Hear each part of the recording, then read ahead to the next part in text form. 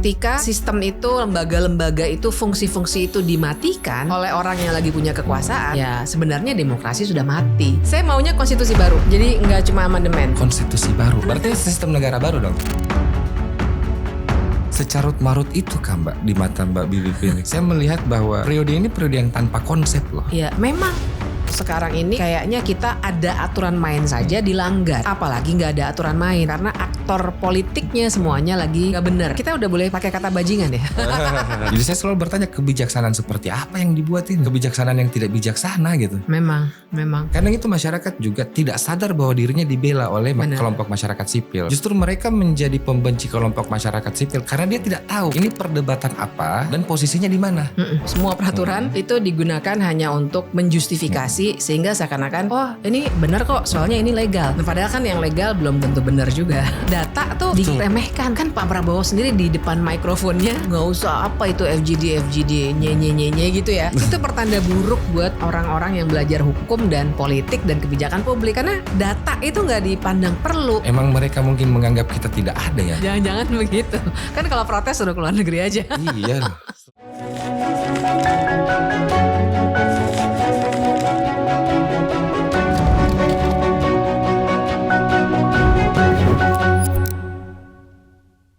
Apapun yang kalian tonton hari ini atau kalian simak hari ini tentang pergolakan yang terjadi baik dari ekonomi, politik dan berita-berita yang ada, sebenarnya itu akarnya dari bagaimana sistem hukum kita dijalankan dan bagaimana sistem hukum kita itu diterapkan. Hari ini tetap bersama Kopi Enak, tapi narasumbernya orang yang selalu saya ikuti perjalanannya kalau kita bicara tentang perempuan, konstitusi dan hukum tata negara. Selamat datang Mbak Bivitri. Terima Susanti. kasih. Kehormatan sini Mbak. Akhirnya bisa ngobrol langsung.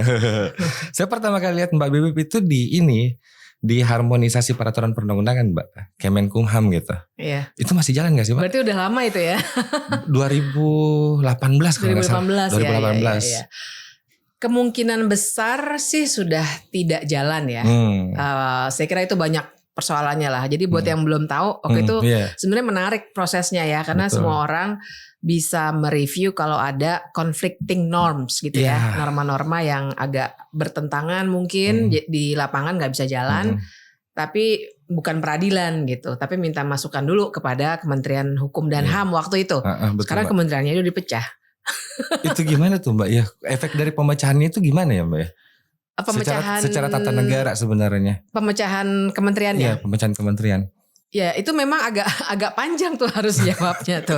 Karena kalau pertanyaannya secara hukum tata negara bagaimana, ya sebenarnya boleh saja. Karena kan struktur kementerian dan bagaimana kabinet bekerja itu sepenuhnya wewenang dari presiden sebagai kepala pemerintahan. Dia juga kepala negara dalam konteks kita. Tapi buat kita semua harusnya ukurannya adalah manfaatnya untuk warga kayak gimana. Dalam arti nanti efektivitasnya, cek tumpang tindih atau tidaknya, cek dia akan bekerja lebih baik atau tidak, dan lain sebagainya. Itu yang harus jadi ukuran. Karena kalau pertanyaannya boleh atau enggak, ya boleh-boleh aja. Karena Undang-Undang Kementerian Negara kita itu sudah diubah. Ini jadi buat publik juga saya kira perlu tahu ada Undang-Undang Kementerian Negara kan. Yang dulunya misalnya membatasi, salah satunya pembatasannya adalah 34 kementerian tuh dulu. Iya. Tercantum secara definitif kan di situ. Ada kategorinya kan, yang disebutkan dalam konstitusi, yang nomenklaturnya disebut dan seterusnya. Tapi tidak banyak yang tahu pada bulan Agustus September 2024, ingat Prabowo dilantik Oktober kan 2024. Agustus ya? Agustus itu undang-undang diubah, direvisi, menghilangkan salah satunya angka maksimum jumlah kementerian itu. Nggak banyak yang tahu. Sehingga kalau dulu dibatasi 34, sekarang kurang lebih dikatakan terserah presiden. Makanya begitu Prabowo dilantik 20 Oktober 2024, dia bikin 48 kementerian. 40. Sekarang jadi 49 kan, karena ada kementerian baru. Nah kan 34 ke 49, kesannya hanya angka. Dan orang bisa berdebat soal, ya kan emang boleh sih. Tapi kalau saya sih pingin ngajak kita semua tuh berpikirnya jangan soal boleh nggak boleh, tapi juga ada pembatasan kekuasaan. Itu kan ide konstitusionalisme kan pembatasan kekuasaan. Ya kan, kalau misalnya dari 34 ke 49 dengan tujuan memperkuat koalisi, makanya kita perhatikan kebanyakan menteri adalah ketua umum atau paling tidak elit partai politik, termasuk partai politik yang tidak masuk koalisi ya, misalnya PSI ya. Kemudian bahkan Pak Prabowo juga bikin utusan khusus, tuh utusan khusus masuklah misalnya Partai Buruh, utusan khusus bidang ketenagakerjaan, yang boleh dong bikin kita mikir gunanya Kementerian Ketenagakerjaan apa? Kok ada utusan bidang ketenagakerjaan?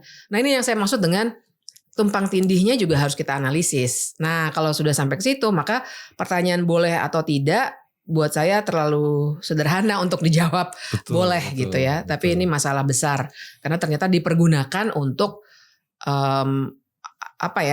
menjalankan pemerintahan yang sangat mengakomodasi kepentingan partai-partai politik, bahkan semacam bagi-bagi jabatan.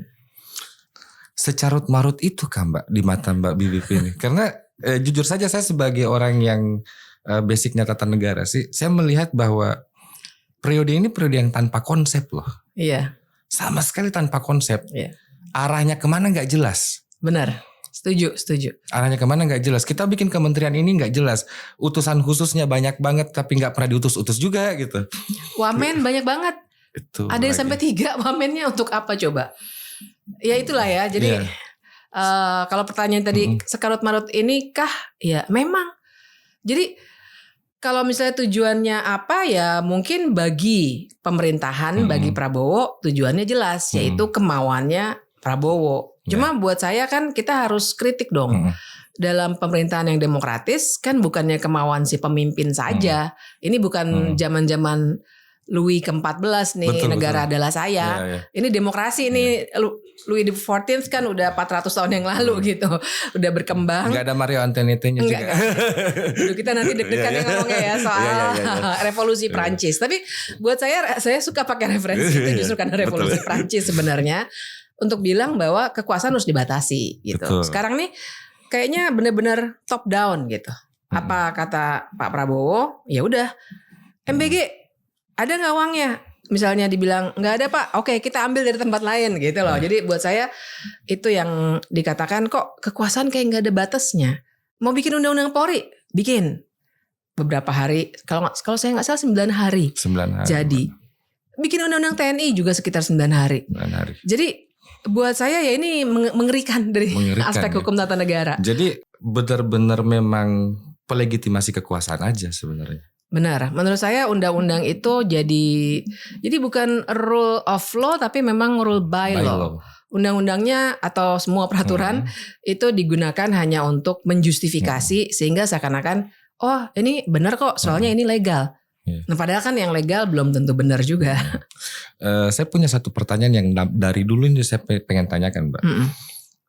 Kenapa sih kita tidak pernah punya undang-undang tentang presiden? Nah itulah kenapanya saya kira ada kaitannya dengan bagaimana selama ini Presiden dan DPR tuh akrab betul gitu ya. Maksud saya kan menurut pasal 20 Undang-Undang Dasar pembuat undang-undang itu Presiden dan DPR berdua. Nah sebenarnya bahkan dalam putusan Mahkamah Konstitusi yang waktu perselisihan hasil pemilihan presiden itu MK sudah bilang loh mereka memang menolak pemohon 1 waktu itu Anies ya maupun pemohon 3 Ganjar. Tapi dia bilang memang kita perlu nih undang-undang lembaga kepresidenan. Betul. Dan yang saya tahu para ahli hukum tata negara mungkin udah dari 15 tahun lebih yang lalu tuh udah ngomongin itu. Semua lembaga negara ada undang-undangnya kecuali presiden. Iya. Jadi kita tidak pernah punya indikator untuk mengukur apakah presiden itu memang berwenang atau tidak berwenang. Benar. Dan tidak akan pernah bisa ditarik menjadi tergugat di pengadilan administratif. Padahal syaratnya Reichstag kan administrasi Mbak. Iya dan administrasi negara. Benar banget. Jadi kita memang nggak pernah punya ukuran. Padahal, nah ini juga menarik sih untuk membaca salah satunya tuh para ahli di luar negeri seperti Juan Lins. itu kan dia menceritakan bahwa di kebanyakan negara dengan sistem presidensil lah kecenderungannya akan muncul raja. Menarik sih menurut saya. Kan ada parlementer, ada presidensil nih. Yang parlementer misalnya Inggris, Jerman, Australia, segala macam lah ya. Nah kita Filipina, Amerika itu presidensil. Nah penelitiannya Juan Lins itu dia negara-negara Amerika Latin kebanyakan presidensil juga. Nah penelitian dia menunjukkan di negara presidensil karena presidennya legitimasinya sangat kuat. Kepala negara sekaligus kepala pemerintahan. Iya, dipilihnya biasanya langsung, jadi legitimasi juga kuat. Ya kayak kita gini kan. Dan kemudian juga nggak bisa dijatuhkan di tengah masa pemerintahan dengan alasan politik. Betul. Ya kan, nggak kayak mosi tidak percaya kan kita sebenarnya udah nggak ada lagi kayak gitu kan. Kayak gitu. Karena dia kuat sekali, kecenderungannya dia berlaku seperti raja. Karena sulit sekali untuk dibatasi gitu. Kalau saya sih di Indonesia bukan kecenderungan, Mbak. Secara konstitusional memang raja. Ini monarki konstitusional. Bisa. Saya punya bukan asumsi sih, tapi faktanya bahwa sebagai kepala negara, presiden itu punya kewenangan legislatif, punya kewenangan judisial. Iya, grasi, amnesti, abolisi dan lain-lain. Jadi kalau digambar misalnya irisan kewenangannya dalam diagram Venn, presiden itu di tengah-tengah yang punya 3 irisan itu. bisa dibilang begitu. Karena itulah makanya butuh gagasan pembatasan kekuasaan itu. Iya betul. Nah itu yang di kita.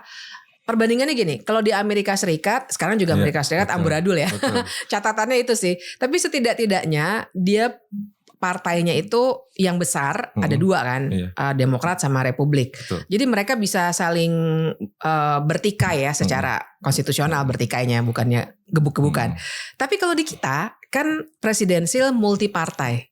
Ini disertasinya Jayadi Hanan nih, dia ambil dari Juan Lins juga. Presidensial multipartai. Kita nggak punya 2 partai kayak di Amerika Serikat. Dalam presidensial multipartai itu kecenderungannya adalah partainya si presiden yang menang kan nggak mungkin mayoritas karena lebih dari 2. Katakanlah ada 3 partai aja, berarti rata-rata 30% misalnya. Betul. Sehingga kecenderungannya presiden akan bikin koalisi. Karena simple majority dia. Iya. Dia selalu akan bikin koalisi. Kalau enggak dia susah untuk menggolkan suatu kebijakan. Kira-kira logikanya si Juan Lins itu seperti itu. Sehingga yang terjadi adalah dalam presidensial multipartai, presiden cenderung bikin koalisi. Nah, masalahnya seperti di Indonesia, koalisinya gemuk sekali. Kan kita ini ada 8 fraksi di DPR, 7 itu koalisinya Pak Prabowo.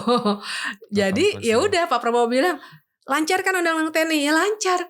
Bikin undang-undang Polri, ya lancar 9 hari. Kayaknya itu kementerian, tapi saya menyebutnya DPR sekarang ini Mbak. Kementerian cabang DPR, cabang legislatif. Bisa jadi. Karena kayak juru bicara presiden Mbak, sumpah. Memang presiden kita kritik presiden, yang bela dia Komisi 3. Bahkan waktu Idul Adha tuh inget gak waktu beli kambing, beli sapi. Masa level presiden kambingnya, sapi. Terus langsung yang membela adalah Pak Habibur Rahman, Ketua Komisi 3. Betul. Sudah benar secara hukum dan syariah. Loh kok yang ngomong Ketua Komisi 3 gitu. Jadi unik juga ya situasi kita. Bukan unik sih Mbak, tapi karena saya itu maksudnya begini, kalau misalnya ternyata terjadi perdebatan yang sangat substansial, kalau di Amerika, misalnya contohnya di Amerika, saya masih agak sedikit menarik untuk diikuti. Kenapa? Karena walaupun kacau, yang kacau ini orang-orang pinter, orang-orang capable. Benar. Kita Mbak kacaunya inkompeten. Memang benar. Kalau dipikir-pikir. Sedihnya itu karena kacaunya inkompeten. Saya coba deh Mbak Bibip nanti kalau misalnya ini, contohnya misalnya BGN Mbak. Lihat deh peraturan BGN itu Mbak. Dia kan sebenarnya ini adalah lembaga negara Mbak. Lembaga negara setingkat kementerian. Jadi kalau dia mengeluarkan peraturan kementerian, peraturan BGN itu adalah peraturan yang masuk jenis peraturan pasal 8 ayat 1 Undang-Undang Pembentukan Peraturan Perundang-undangan kan. Setara peraturan menteri, dia regeling gitu. Kacaunya minta ampun. Dan sekarang memang banyak sekali yang kacau. Jadi itulah sebabnya saya kira memang harus dibicarakan terus nih soal hukum. Karena sekarang itu hukum jadi tameng aja. Jadi tameng, betul. Jadi bahkan dalam proyek-proyek seperti MBG, juga Koperasi Desa Merah Putih, perhatikan juga berbagai proyek strategis nasional. Itu banyak sekali dasarnya adalah inpres. Yang bahkan bukan pengaturan, bukan reheling Iya, kan. bukan rekeling, belate dia. Perpres ada juga, tapi tetap saja menurut saya waktu saya cek Perpres dasar hukumnya apa, langsung ke pasal 4 itu di Undang-Undang Dasar yang intinya presiden menjalankan kekuasaan pemerintahan. Jadi lompat gitu, nggak ada delegasiannya dari undang-undang. Nah ini banyak banget loh. Sama Mbak, kalau misalnya kita bicara tentang MBG ya, ini kan ada dua peraturan presiden tuh keluar tentang MBG. Peraturan presidennya Jokowi tentang MBG, eksistensinya MBG tahun 2024. Eksistensinya BGN ya, BGN. Peraturan Prabowo tentang MBG. Kan itu gitu. 2025. Nah, memang di peraturan ini, peraturan BGN yang 2025 ini, dia memberikan kewenangan secara atributif di situ kepada BGN untuk mengelola MBG. Tapi peraturan presidennya Jokowi tidak dijadikan dasar di konsideran. Tidak dijadikan dasar loh. Yang kedua Mbak, SPPG di peraturannya ini. Tidak ada yang menyebutkan SPPG harus dapur bentuknya. Tiba-tiba dapur loh.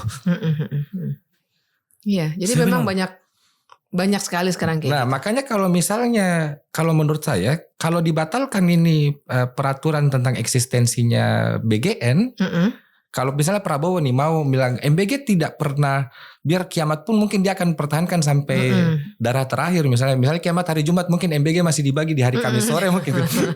Mungkin nggak apa-apa sih, tapi bubarkan BGN aja.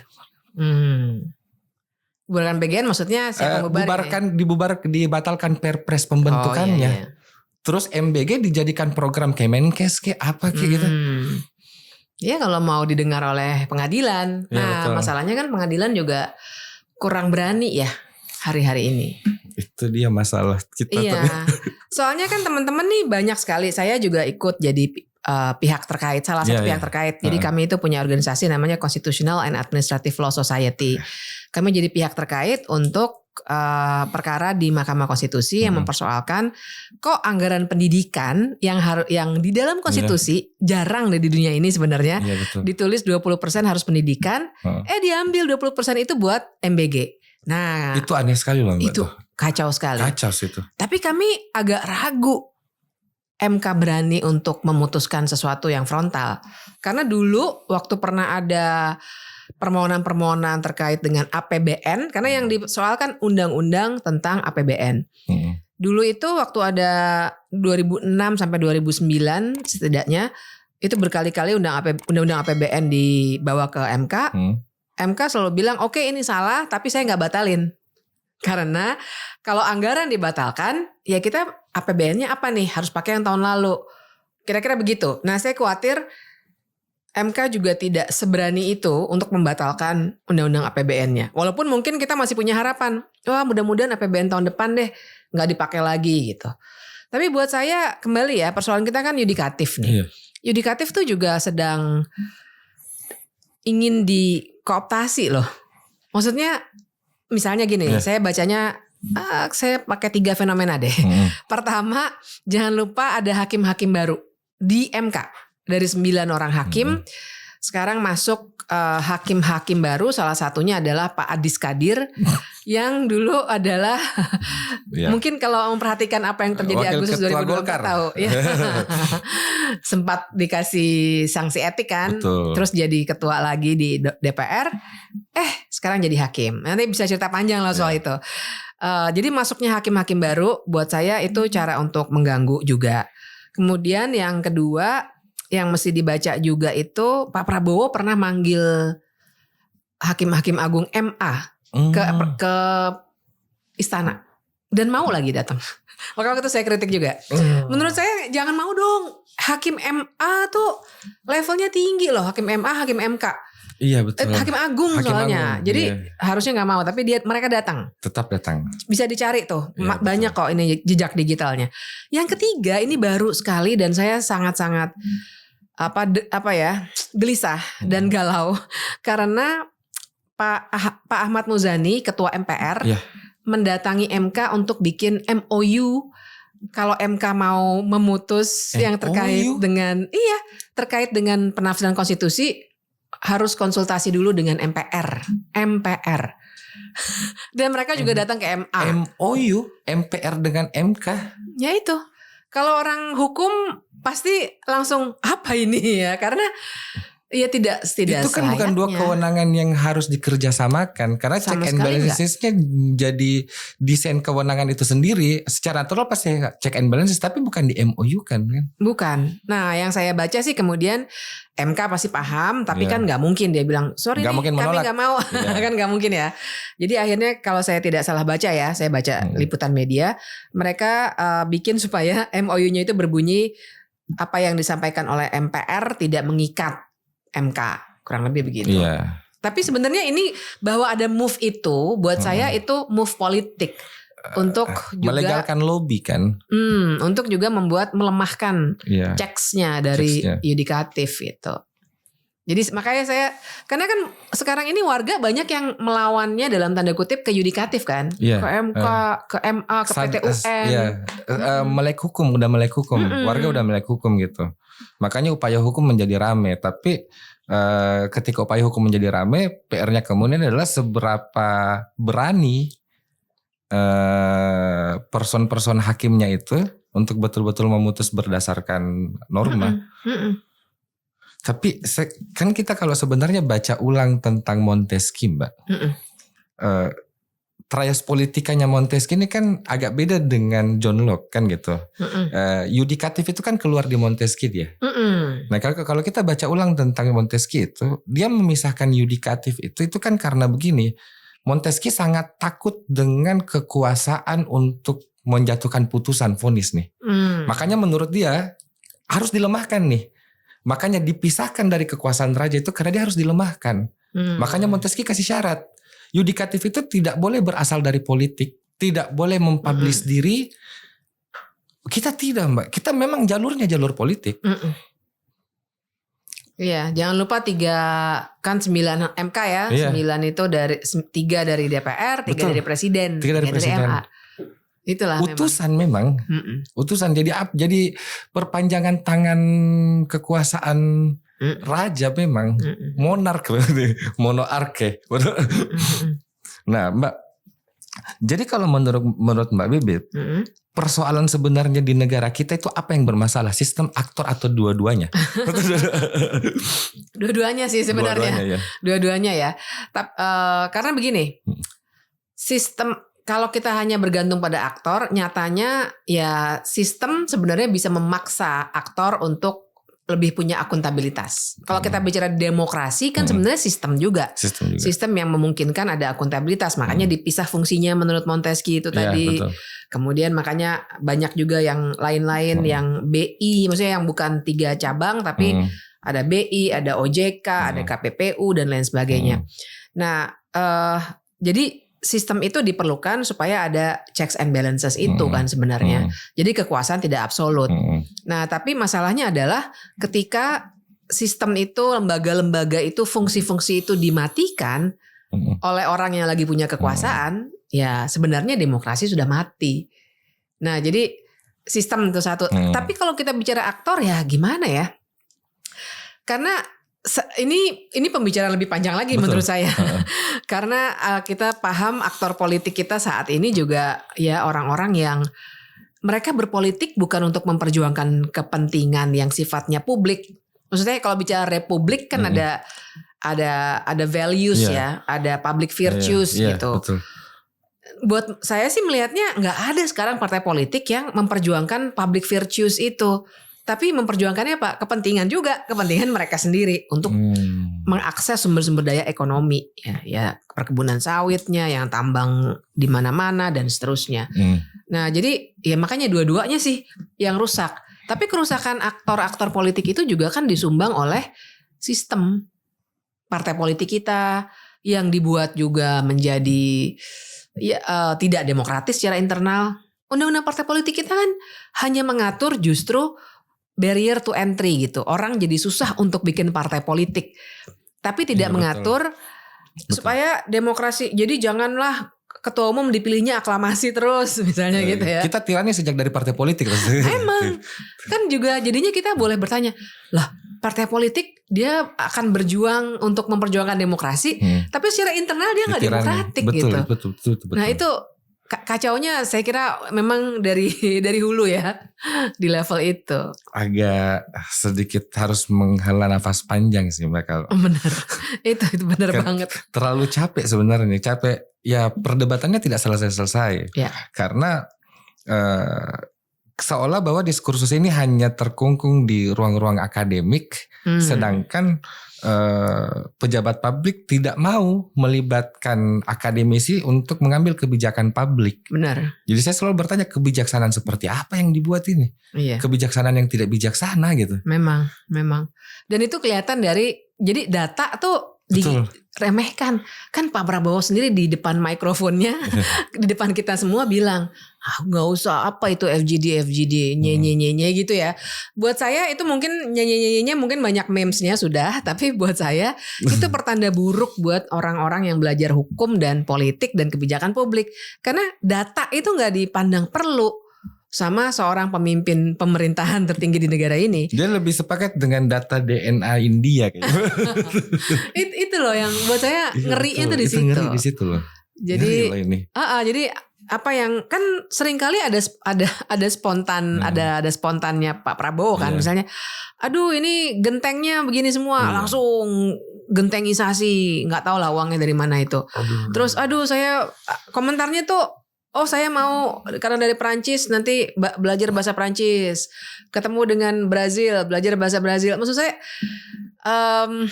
kebijakan kan tidak dibuat dari pidato. Betul. Kebijakan juga tidak boleh berasal dari isi kepala seorang presiden. Ya, betul. Tapi harus dibuat dalam proses yang partisipatif. Harus pakai data. Iya. Harus pakai data tuh harus banget. Dan berpihak pada demosnya lah. Nah, ukurannya harus ke demosnya kan, ke warganya. Itu yang saya nggak ngelihat hari ini gitu. Emang mereka mungkin menganggap kita tidak ada ya Mbak? Jangan-jangan begitu.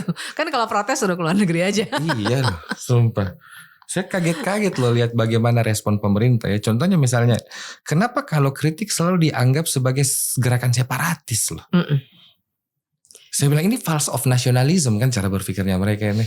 Iya. Seolah bahwa kita ini warga negara ketika mengkritik kita dianggap benci pemerintah. Padahal ini bukan benci, nggak ada urusan sama. Nggak ada urusannya dengan hal-hal benci yang gitu. Emosional. Karena pemerintah itu sebenarnya tidak punya tolak ukur juga secara substansial tentang program kerjanya. Contoh misalnya yang banjir Sumatera kemarin, Mbak. Pemerintah bilang begini, kan saya sudah bangun pusat pelayanan kesehatan. Pertanyaannya, kau bangun itu berdasarkan data kebutuhan yang mana? Nah itu dia. Dan ternyata logika itu terjadi di semua. Kadang-kadang sekedar ada aja. Sekedar nggak ada. pakai data. Sekedar ada dan dianggap bahwa kau harus berterima kasih dengan itu gitu. Dan jadinya juga banyak sekali logical fallacies-nya ya. Betul. Sama halnya dengan MBG diprotes, minta untuk dihentikan. Lah, kalau dihentikan banyak orang nggak bisa makan.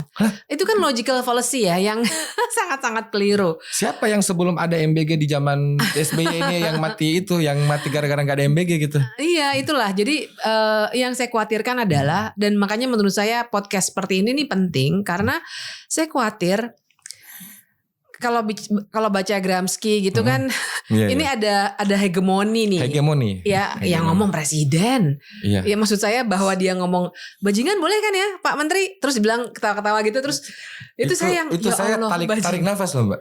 Bajingan itu saya tarik nafas. Saya juga.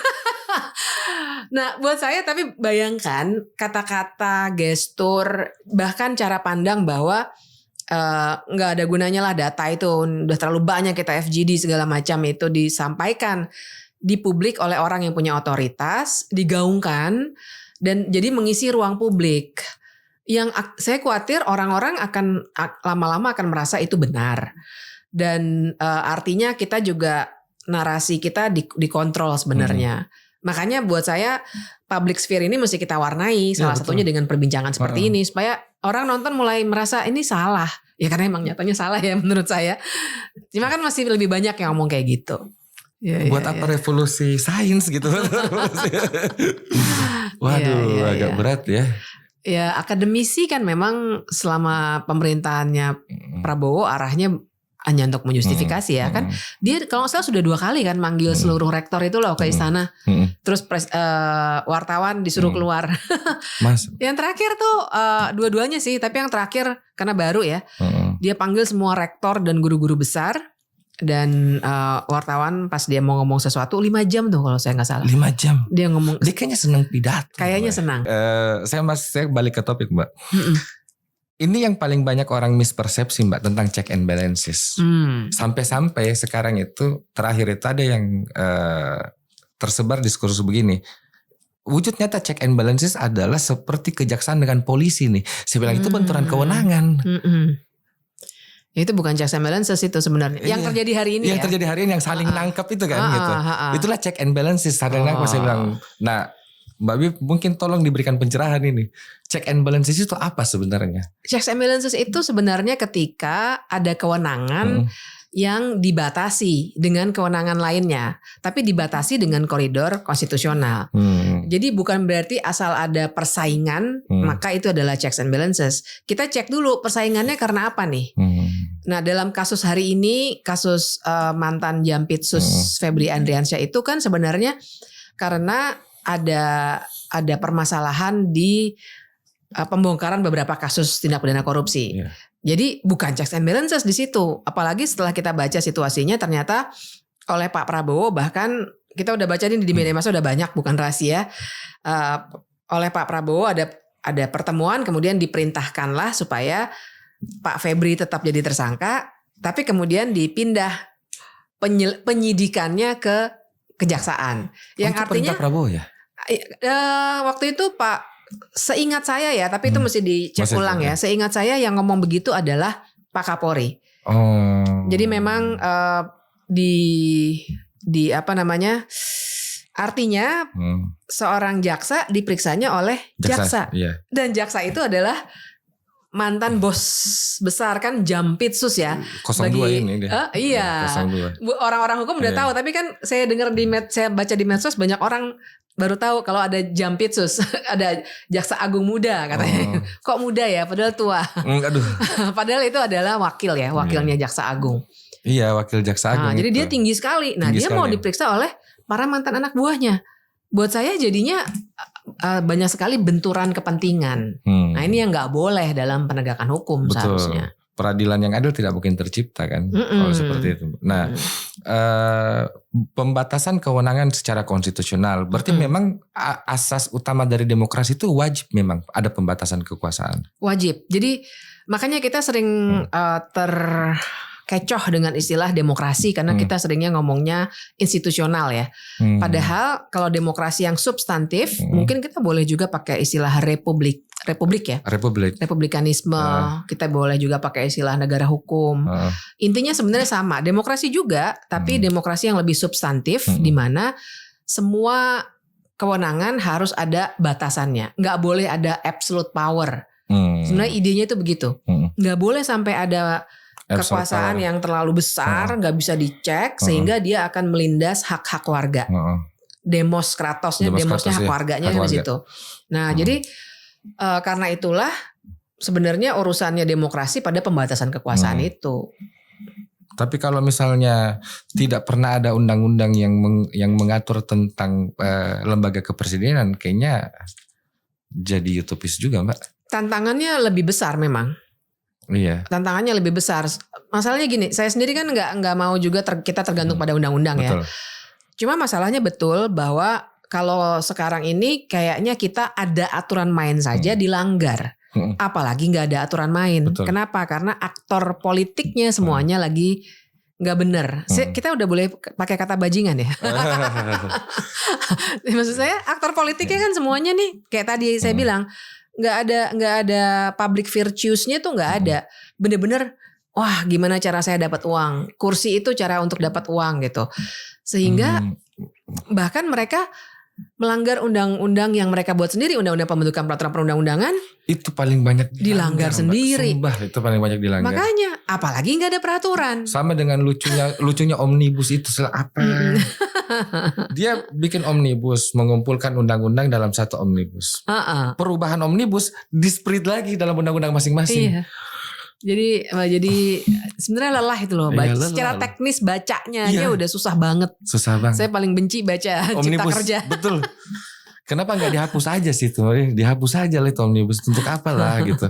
Tapi itu cara cepat, cara instan untuk mengubah 78. Itu kan satu undang-undang Cipta Kerja mengubah 78 undang-undang. Persoalannya Jadi perubahan keduanya dari Cipta Kerja itu dalam bentuk masing-masing lagi, tidak dalam bentuk Cipta Kerja lagi. Karena pada saat itu kayak mie instannya pada saat itu. Makanya kita kalau makan mie instan kan kenyangnya sebentar, habis itu lapar lagi. Sama dengan instannya Cipta Kerja itu. Nah, saya tertarik dengan demokrasi yang substansi yang Mbak Bibip bilang. Substansi dari demokrasi itu sendiri sebenarnya keberpihakan secara rakyat itu indikator paling nyatanya apa, Mbak? Misalnya ada seorang pejabat nih, kapan dikatakan dia berpihak kepada rakyat? Ini pertanyaan penting nih, karena sekarang agak ketukar kita sama populisme. Betul. Ya. Menurut saya sih keberpihakan itu hanya bisa diukur kalau kebijakan menyelesaikan akar masalah. Kebijakan menyelesaikan akar masalah. Ya. Misalnya stunting nih, biar enak nih, karena suka dipakai MBG. Benarkah MBG itu menyelesaikan masalah stunting? Nah, kita cek bagaimana MBG itu dilaksanakan. Dia masuk ke akar masalah nggak? Nah, akar masalahnya stunting itu kan ternyata misalnya gizi ibu dan anak paling tidak 3 tahun pertama. 3 tahun pertama. Nah, kita akan lihat loh. Kok MBG dikasih untuk anak SMA? Anak misalnya, sekolah, ya kan? Anak SMA, udah agak telat sebenarnya. Kemudian misalnya, stunting banyaknya di daerah tertinggal, 3T ya. Kita cek datanya, temen di Celios kan ada pernah memaparkan data bahwa ternyata sebagian besar bukan di daerah 3T. Tapi daerah-daerah yang justru kota besar. Nah, berarti sebenarnya itu populis gitu. Jadi buat saya mungkin ngeceknya harus di situ, karena kita pasti mudah sekali ketukar sama populisme itu. Seakan-akan populer, keren, tapi dia nggak menyelesaikan masalah. Ada faktor ini nggak, Mbak, tentang tingkat pendidikan masyarakat dalam merespon itu? Karena begini, kadang itu masyarakat juga tidak sadar bahwa dirinya dibela oleh kelompok masyarakat sipil. Justru mereka menjadi pembenci kelompok masyarakat sipil karena dia tidak tahu ini perdebatan apa dan posisinya di mana, gitu. Ada masalah, sangat masalah. Sangat masalah kan? Dan masalahnya kalau boleh kita kategorikan 2 tuh. Yang pertama adalah ada masalah struktural di pendidikan kita. Maksud saya kita ini kan baru dapat ide-ide yang baik sekali dalam soal demokrasi segala macam, bukan di sekolahan kan? Bukan. Di sekolahan tuh secara struktural kita nggak diajarkan dalam pendidikan kewarganegaraan misalnya bahwa relasi kita sama negara, kita sebagai warga sama negara itu adalah hak tuh. Jadi negara wajib memenuhi hak kita dong. Itu betul. Hak atas pendidikan, hak atas kesehatan, hak atas lingkungan hidup yang sehat, semua ada di konstitusi lah itu. Tapi kita nggak kurang diajarin, tergantung gurunya sih. Tapi kalau lihat buku ajarnya lebih banyak nasionalisme sempit tuh kalau bicara pendidikan kewarganegaraan. Jadi ada masalah di pendidikan struktural, di mana kita dijauhkan dari politik. Kita dibikin abai terhadap politik. Jadi kita harus membagi dulu gagasan bahwa semuanya nih harga kopi, harga apa saja ada kaitannya loh dengan keputusan politik. Itu kan kita masih ngomongin dari basic gitu. Yang mana harusnya tugas negara untuk memberikan gagasan itu ke warganya. Yang kedua juga menurut saya gangguan dari yang saya sebut dengan industri demokrasi. Yaitu buzzer. Aduh. Ya kan maksud saya ini jahat sih nih. Jahat sekali dan itu mengacaukan masyarakat loh. Framingnya gila sih dia. Iya. Saya sendiri kan juga korban nih, saya dibilang antek asing. Dan saya mau cerita framingnya nih bahwa saya nggak mau kayak si paling korban gitu, nggak juga, banyak banget lah. Cuma cara framingnya itu mereka ngambil screenshot beberapa website, terus bilang bahwa saya menerima uang sekian dari George Soros. Nah kira-kira begitu. Dan itu yang bikin tuh kita udah kenal kok. Saya udah tahu influencernya siapa aja. Termasuk orang yang kerja di kantor staf presiden. Iya. Berarti kan sistematis nih. Iya. Nah kemudian dia akan disebarluaskan oleh buzzers. Buzzers itu ada polanya. Saya udah diajarin teman saya yang jagoan. Ada pola-pola buzzers dengan keyword yang kemudian bisa diklaim untuk dibayar. Tapi kan buzzers ini ada pasarnya. Nah, pasarnya ini nih yang jahatnya di situ. Pasarnya adalah orang-orang yang kemudian genuinely menjadi haters. Dan ini yang mengacaukan demokrasi menurut saya. Ini yang bikin sesama kita aja bisa saling membenci gitu. Betul. Ini kacau sekali yang bagian kedua ini. Mbak pernah riset nggak? Berapa sih jumlah pengguna internet di Indonesia? Pernah nggak riset? Riset itu belum pernah, tapi ada kalau tanya ke AI, mestinya saya pernah pakai sih datanya. Lewat AI, dia sekitar 189 juta Mbak. Banyak banget. Nah, tahu nggak Mbak? Kalau dibagi per tingkat pendidikan, yang sarjana sampai profesor itu cuma 10%. Kelompok pertama terbanyak itu sekitar 60% itu adalah tidak sekolah dan SD. Oh, oke. Yang kedua tingkat itu yang SMA. Makan itu ya. Iya, yang kedua adalah SMA sekitar 43%, baru SMP, terus 10% terakhir itu sarjana sampai profesor. Jadi jangan heran kalau misalnya memang konten-konten gosip itu memang viewersnya banyak. Kita setengah mati buat tentang pendidikan politik, viewersnya sedikit. Itu yang saya bilang marketnya buzzer tuh. Marketnya buzzer di situ, Mbak. Bener. Jadi mereka itu memang tidak membaca, tidak mengerti. Sama di kasusnya Nadiem kan. Dia bilang bahwa ini kan tidak ada aliran dana. Sejak kapan ada kata aliran dana di pasal korupsi kan? Nggak ada kata itu dan bukan itu jadi beban pembuktian. Tapi kalau kita menguraikan tentang beban pembuktian, memang mereka tidak pernah mengerti itu. Iya, itu banyak sekali itu. Apalagi kalau mereka dikasih tahu begini, syukur-syukurlah presiden ini memberikan kita makan dengan MBG. Nah, itu dia. Masa nggak berterima kasih? Saya langsung bilang begini, ini kan sama dengan kita punya duit, kita minta tolong orang beli nih. Karena dia pekerja kita kan, kita punya staff nih, kita minta tolong, beli makan dong dan segala macam. Dia kasih makan kan karena kewajibannya dari duit kita. Itu kewajiban dia. Iya, masa harus ada reward untuk itu? Kan bukan hal yang heroik itu. Iya, benar. Tapi itu tugasnya buzzer. Untuk membuat seseorang menjadi heroik, seorang lainnya menjadi musuh. Saya bilangnya musuh imajiner. Jadi memang musuh-musuh imajinernya diciptakan. Antek asing lah, segala macam lah. Mereka bikin frame yang ya barangkali itu menjadi salah satu ciri-ciri dari fasisme ya. Karena kita dikasih rasa nasionalisme yang sempit namun berlebihan, ada musuh-musuh, antek asing dan seterusnya, gitu loh. Saya nggak tahu ya kenapa harus dikonotasikan negatif itu antek asing. Iya, padahal kan kalau dari Nabi Adam kan kita semua asing gitu. Kita kan memang sejak ratusan tahun yang lalu memang udah globalisasi ya. Globalisasi biasa gitu. Aja kan. Biasa aja gitu. Bahkan percampuran ya antek asing lebih mana keturunan Arab antek asing misalnya atau keturunan yang lain gitu. Yang masalah kan pada dasarnya adalah kalau Mbak bilang itu adalah fasisme, yang masalah dari fasisme itu kan adalah standarnya. Yang menempatkan ego kebangsaan ini lebih tinggi daripada sesuatu yang lain gitu. Sehingga selain Indonesia mungkin itu akan dianggap tidak bagus. Ya itu jadi kita dianggapnya ya nasionalisme sempit lah. Kita adalah bangsa yang besar. Kita bangsa yang besar terus menerus digaungkan kita yang bangsa yang besar. Tapi sementara itu ya begitulah banyak hak-hak kita yang tidak dipenuhi, hak dasar itu ya.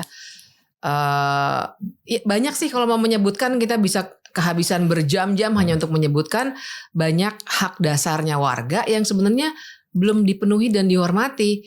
Kalau mungkin yang dibanggakan adalah, tapi kan kita bagiin makan bergizi gratis misalnya ya. Tapi ya itu tadi, dengan uang segitu banyak, yang Anda lakukan itu beneran menyelesaikan masalah nggak? Kalau ternyata yang diuntungkan adalah orang-orang yang punya SPPG itu dan kemudian mereka jual beli titik kan. Kasusnya Dadan Hidayana kan itu ya, salah satunya jual beli titik gitu. Sama motor listrik katanya. Motor listrik. Untuk daerah-daerah tertinggal gitu. Saya bilang di mana mau dicoloknya ya dia. Saya sekelas profesor IPB loh. Iya. Saya sekelas dosen IPB loh. Nah, ada satu hal menarik Mbak yang mungkin juga belum selesai terkait tentang hukum tata negara sejak reformasi. Salah satu isunya kan adalah bagaimana memecah sentralisasi Orde Baru kan. Sentralisasi Orde Baru. Saya ingat dalam bukunya John Locke The Two Treatises of the Governance. Kan John Locke bilang begini bahwa trias politika itu kan sebenarnya adalah kekuasaan raja yang dipecah. Karena itu hari belum ada jenis kekuasaan selain kerajaan di etalase kekuasaan gitu. Jadi bagaimana caranya membatasi kekuasaan raja dipecah ini menjadi kekuasaan pemerintahan, membuat undang-undang sama. Kalau John Locke pertama kali pecah trias politika ini eksekutif, legislatif, federal. Federatif kan. Seharusnya sebenarnya yang dimaksud dengan memecah sentralisasi Orde Baru harusnya kan kita ke arah ini, Mbak. Ke arah ini. Tapi tidak terjadi.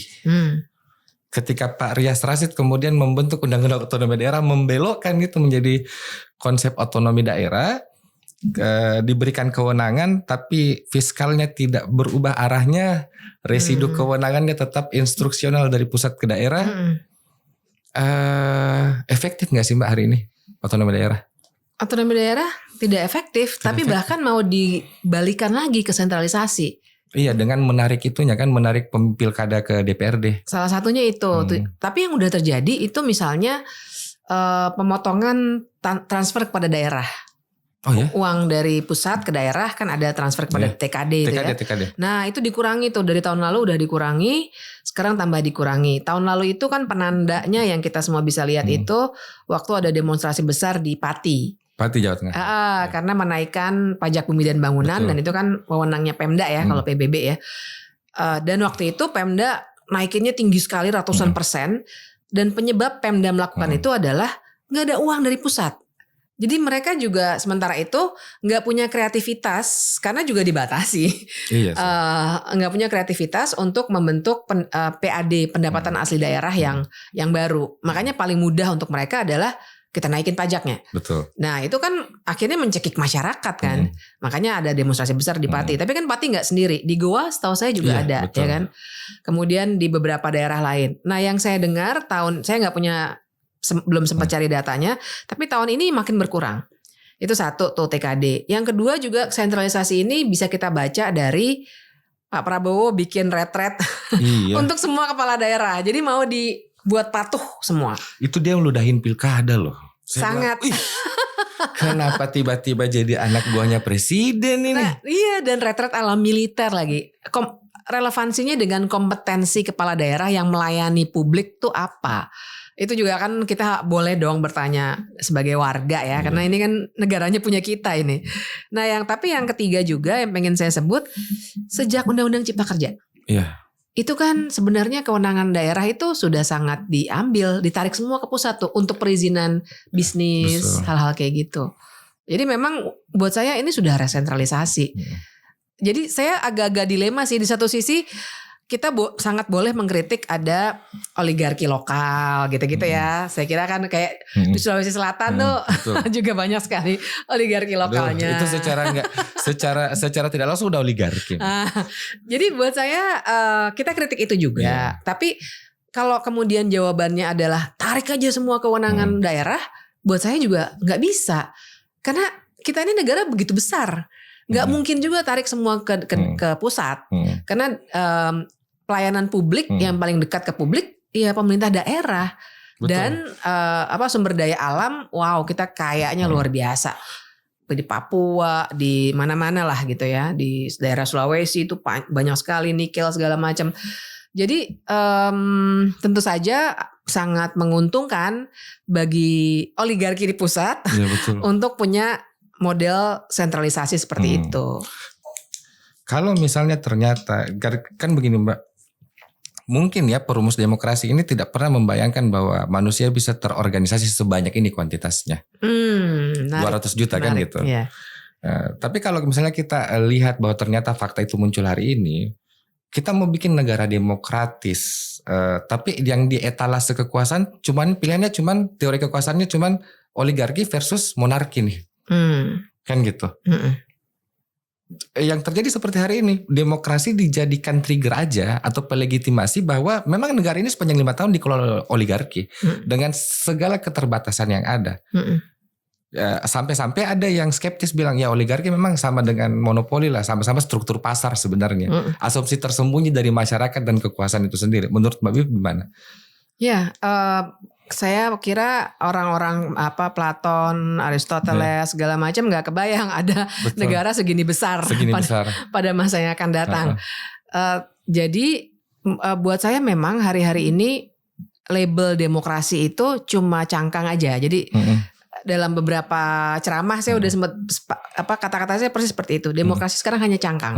Jadi seperti kerang di pantai, mungkin di luarnya cantik sekali, tapi dalamnya kan kosong kalau udah sampai di pantai. Jadi itulah yang terjadi dengan demokrasi kita hari ini. Kita boleh membangga-banggakan bangsa yang besar, ada DPR-nya banyak 580 orang. Tapi sebenarnya esensi demokrasinya yaitu bagaimana kepentingan warga nih, demosnya itu benar-benar dibuat oleh para pengurus negara tuh nggak ada. Semuanya terserah pada pengurus negara. Bahkan ketika si warga aja mau protes, karena menurut saya kita udah mentok loh. Kalau dibilang Anda ikutin aja partisipasi, ada partisipasi bermakna tuh menurut Mahkamah Konstitusi, udah dicoba.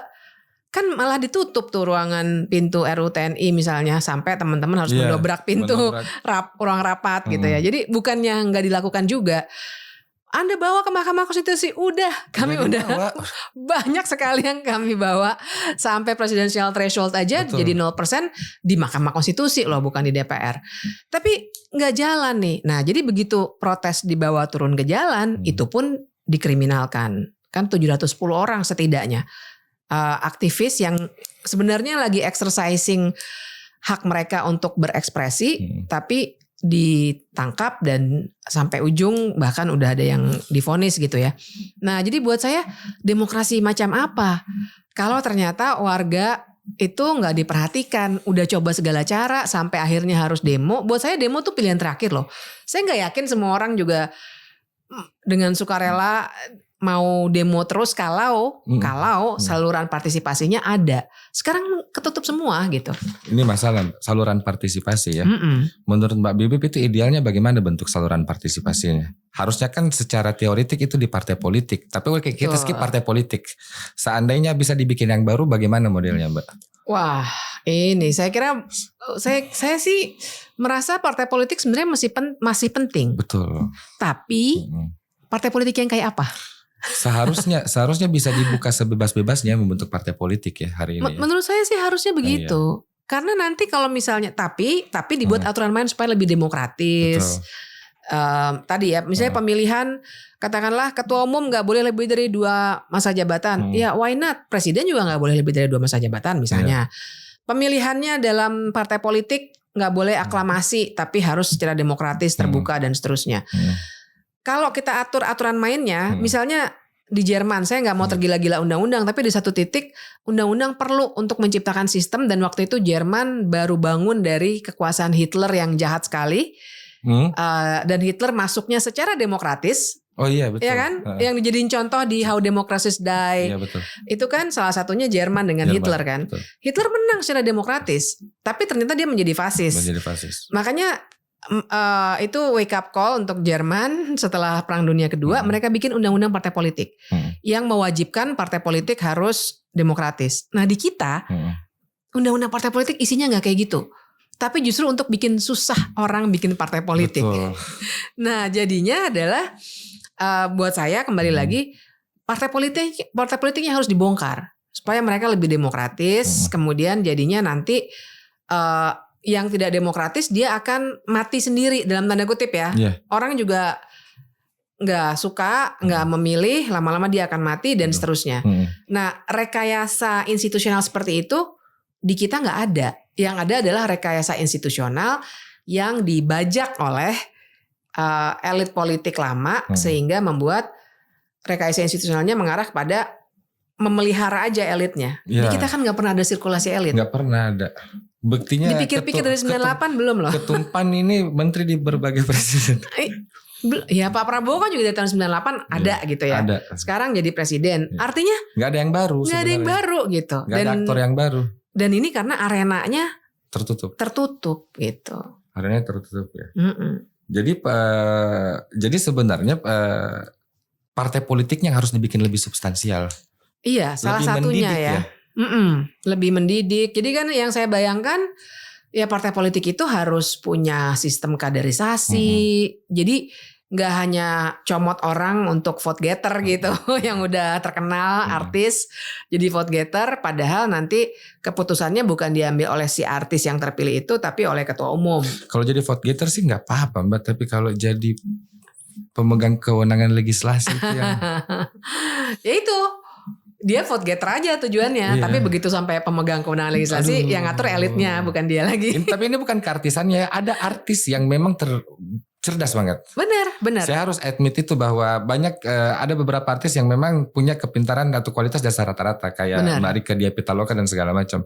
Tapi kita tidak bisa nafikan bahwa ada yang memilih, ada yang menjadi anggota DPR bukan karena dia merasa bahwa dia tahu tanggung jawabnya, bukan. Benar. Karena saya artis. Iya. Jadi kita memang kita nggak membenci selebritis, tapi membenci cara partai politik untuk memilih kandidat-kandidat mereka. Itu yang mesti dikritik, bukan benci ya, kritik gitu. Nah, buat saya partai politik tuh harusnya ada kaderisasi, ada pendidikan politik. Harusnya melakukan pendidikan politik kayak gini kan, partai politik kalau negaranya demokratis, tapi kan nggak ada. Mereka cuma datengin kita 5 tahun sekali, pilih, dikasih amplop segala macem. Tapi in between kita mau bersuara aja, tolong dong, tolak dong undang-undang ini. Mereka nggak denger dan nggak ada salurannya. Gitu. Jadi buat saya itu dulu dibongkar tuh. Karena kalau itu nggak dibongkar, mau bikin saluran partisipasi kayak apapun dalam proses legislasi, dalam anggaran dan seterusnya, ya nggak akan jalan. Karena isinya dunia politik kita adalah kartel politik aja. Mereka bersekongkol sendiri.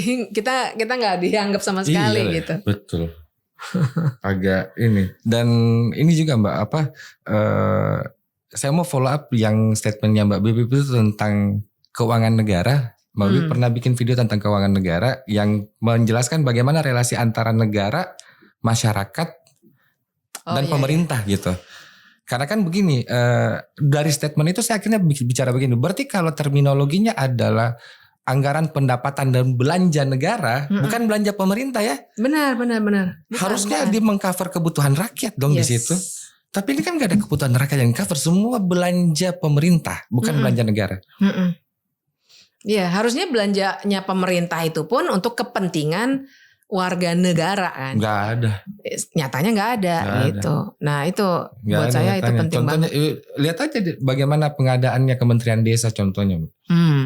Nggak pernah, enggak Kementerian Desa. Kalau kita buka anggarannya Kementerian Desa, nggak ada tuh anggaran dia ke desa. Nggak ada ya? Apa anggarannya apa isinya? Ini, rapat apa semua dan segala macam. Anggaran ke desa dong. Coba anggaran untuk jalan-jalan ke desa mana gitu? Nggak ada anggaran jalan-jalan ke desa. Padahal Kementerian Desa. Agak aneh. Terakhir Mbak, sebelumnya kita closing. Karena Mbak Bib juga suka minum kopi, ini kebetulan dari Kopi Enak. Sambil diminum kopinya Mbak, ini pertanyaan terakhir. Saya udah mau habis malah lihat tuh. Saya kasihkan dengan Mbak Bib ini. Pertanyaan terakhir Mbak. Seandainya Mbak Bib dapat kesempatan, ini what if ya seandainya. Mbak Bib dapat kesempatan sebagai ketua MPR. Dan dapat kesempatan untuk merubah konstitusi Indonesia. Apa yang Mbak Bib mau rubah dari situ? Ya saya mau ubah, banyak banget. Saya maunya konstitusi baru. Konstitusi baru. Jadi nggak cuma amandemen. Konstitusi baru. Karena berarti sistem negara baru dong. Practically sekarang kita punya konstitusi baru loh. Dan yang menurut saya lebih baik daripada yang dulu ya. Saya mendukung yang sekarang. Tapi kalau harus melakukan perubahan lagi, sebenarnya saya udah lama juga mikirin. Kenapa enggak kita membicarakan soal federalisme? Kenapa enggak kita membicarakan soal parlementer? Betul. Karena buat saya parlementer nih misalnya ya, kan untuk bisa demokrasi itu berjalan, kita butuh, saya suka sebut enabling environment. Jadi ekosistem yang memungkinkan ada partisipasi, ada nilai-nilai kepublikan yang diperdebatkan. Nah, sistem presidensial menurut saya agak mematikan itu. Tapi kita boleh berdebat lagi nanti soal itu ya. Kalau federalisme itu karena saya melihat ya situasinya kita ini negara besar sekali. Dan akhirnya NKRI Negara Kesatuan itu jadi jargon NKRI gitu. NKRI harga mati dan seterusnya. Padahal kepentingannya kepentingan segelintir orang. Buat saya yang harus diberdayakan tuh benar-benar, saya orang Jakarta. Ya, dari kecil memang sekolah di Jakarta segala macam. Tapi kalau saya ke daerah, saya makin menyadari justru ini negara kayaknya mendingan kasih aja ke daerah-daerah. Betul. Untuk ngatur sendiri. Karena yang ngacak-ngacak tuh orang Jakarta. Gitu. Saya dulu diajarkan sebuah doktrin yang menurut saya akhirnya saya harus bantah bahwa seolah bahwa bentuk kekuasaan negara itu hanya ada dua, apakah dia federal atau negara kesatuan kan gitu. Seolah kesatuan adalah antonim dari federal. Padahal tidak ada negara federal di dunia yang tidak pakai kata the United. Ya. Toh tetap jadi satu gitu gitu. Poinnya. Makanya kalau Indonesia di bahasa Inggris kan misalnya Negara Kesatuan Republik Indonesia, harusnya ini federal bentuknya kalau secara sekilas dilihat dari nama. Ya makanya kita mungkin bisa berdebat soal nama, tapi buat saya bahwa ada otonomi yang memang meaningful gitu loh di daerah itu harus tuh. Udah bukan saatnya lah, nggak akan ada yang mampu untuk ngontrol negara sedemikian luas tapi kaya banget kalau nggak untuk dirampok jadi akhirnya. Gitu. Apakah kemudian karena mereka tidak pernah mau mengontrol daerah sebenarnya, dia cuma mau mengontrol uangnya saja. Nah itu yang saya lihat dengan model sentralisasi sekarang. Sentralisasi fiskal kan. Uang Purbaya, uang gua bukan uangmu Purbaya, itu uangnya rakyat itu. Uang rakyat sebenarnya. Mbak, terima kasih banyak sudah hadir di podcast ini. Semoga bisa ngobrol panjang lagi tentang tata negara. Sampai ketemu di kecemasan-kecemasan berikutnya.